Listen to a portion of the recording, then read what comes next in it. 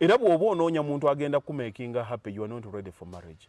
Omuntu agenda okukubonyaabonya mu nsi, agenda okusinga okukumalako eddembe, agenda okusinga okukaaba, ye muntu gw'owasizza oba gw'ofumbiddwa. That's a fact. Kisuubire. But okubeera naye, it's not love, it's a decision. Yes, it's a decision to commit. Yes, we are family.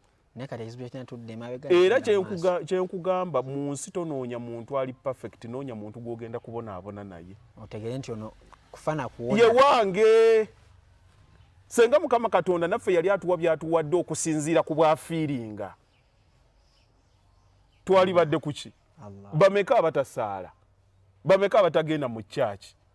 Naye senga naye yali agamba kakati bano bankoze bwe bati ngenda bawa kino.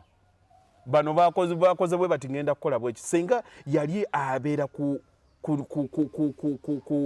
how they feel. Feelings yali badde kita. It's not about feelings. It's a decision. Kuba wajja kutuuka w'ekiseera nga tokyayagala kudda waka nga watabuse. Nayo ddayo lwakuba you are committed. It's your home.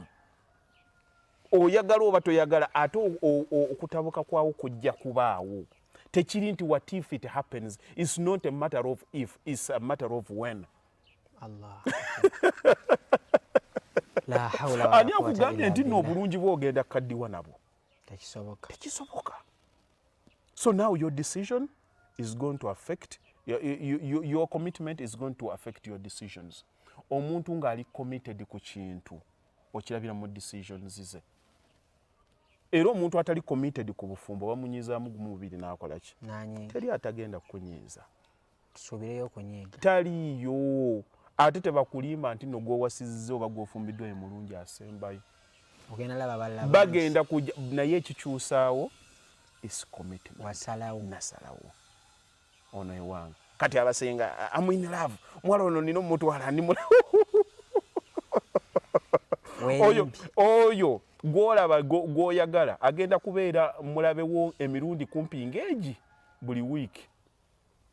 Buli wiiki olina okusubirayo obulabo. Mulina okuba abala.